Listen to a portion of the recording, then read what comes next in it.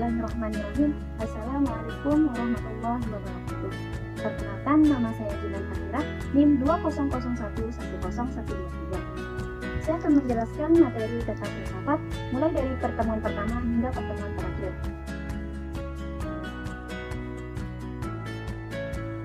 Definisi filsafat. Menurut Plato, filsafat adalah pengetahuan tentang hakikat. Anggapan umum pertama tentang filsafat adalah bahwa yang dibahas sebagai hal yang tinggi, sulit, abstrak, dan tidak terkait dengan masalah kehidupan sehari-hari. Di kalangan masyarakat, filsafat kerap dikaitkan dengan keinginan untuk memikirkan sesuatu permasalahan secara lebih jauh dan mendalam, dan tidak terbatas pada tuntutan lahiriah. Fungsi dan kegunaan filsafat. Dengan adanya filsafat, kita akan lebih mudah untuk menuntaskan atau menyelesaikan suatu masalah yang kita miliki.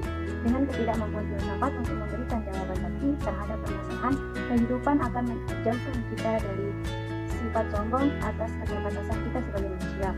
Dan dengan belajar filsafat, kita akan lebih menjadi manusiawi.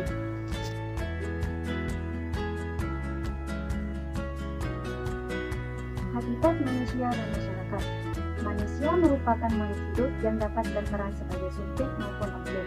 Manusia merupakan makhluk hidup yang sangat menarik. Manusia berperan sebagai subjek dalam melaksanakan tindakan atau tingkah laku dalam lingkungannya. Selain itu, manusia juga dapat memikirkan dirinya sebagai objek, pikiran, dan lingkungan.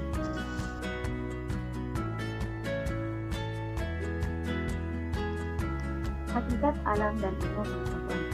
Konsep mengenai alam semesta bahwa alam adalah wujud atau eksistensi dari Tuhan dalam kehidupan ini, mencerminkan kebesaran dan tanda-tanda kekuasaannya.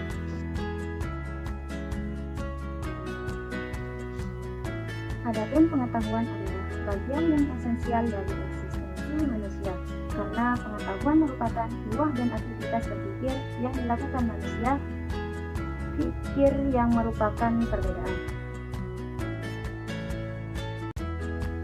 Hakikat dan dasar pendidikan Islam. Pendidikan Islam adalah pendidikan yang berasaskan ajaran atau tuntunan agama Islam dalam usaha membina dan membentuk kepribadian Muslim yang bertakwa kepada Allah SWT, cinta dan kasih sayang terhadap kedua orang tua dan sesama manusia, cinta terhadap tanah air, dan sebagai karunia yang diberikan Allah SWT memiliki kemampuan dan kesanggupan untuk mengembangkan potensi-potensi yang ada dalam dunia, alam sekitarnya, hingga memberikan kemaslahatan bagi diri dan masyarakat dan bagi masyarakat pada umumnya.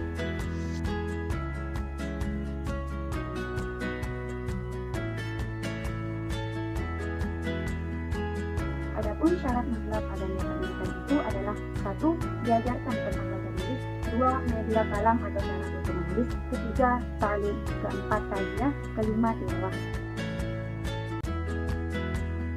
Kepribadian seorang muslim adalah mengerti tentang ilmu dan fardu ain dan fardu kifayah.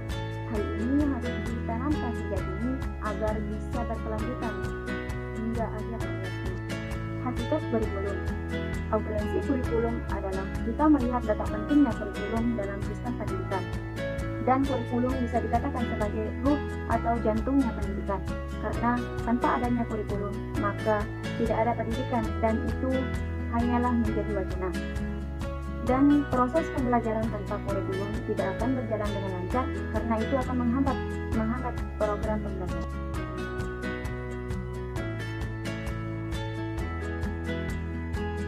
Dimensi kurikulum dapat diartikan sebagai peta konsep Tuhan yang menjelaskan tentang atribut dan letak posisi kurikulum dalam dinamika keberadaannya, di mana suatu tempat dengan tempat yang lain terhubung dan merupakan suatu kesatuan yang tidak terpisah.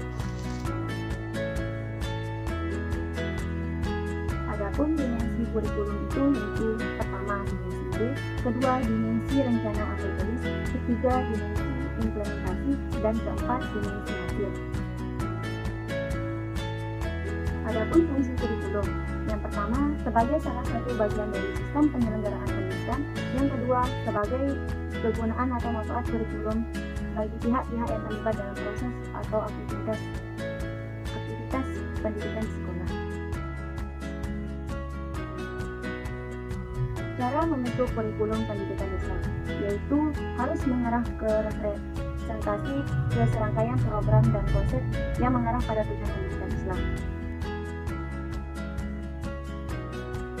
Adapun problematikanya yaitu kelemahan pada unsur pendidikan, kurikulum guru atau dosen, proses belajar mengajar, lingkungan sekolah atau kampus, beban kontraduktif antara sekolah dan masyarakat. Dan yang terakhir, pendidikan Islam menurut Al-Ghazali. Al-Ghazali berpendapat bahwa pendidikan merupakan ibadah dan upaya meningkatkan kualitas diri. Pendidikan yang baik merupakan jalan untuk mendekatkan diri kepada Allah SWT dan mendapatkan kebahagiaan dunia dan akhirat. Pendidikan juga merupakan jalan untuk mendapatkan kebahagiaan dunia dan akhirat berdasarkan pemikiran Al-Ghazali. Tujuan pendidikan dibagi menjadi dua, yaitu jangka pendek dan jangka panjang.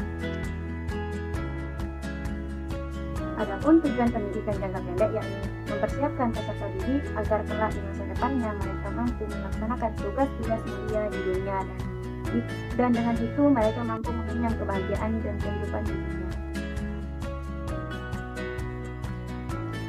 Sedangkan tujuan pendidikan jangka panjang yakni membentuk setiap individu peserta didik untuk menjadi insan kamil dan berakhlak mulia agar setiap individu tersebut mampu mengenal kapasitas dirinya sebagai makhluk hingga ia dapat mendekatkan diri kepada Allah SWT.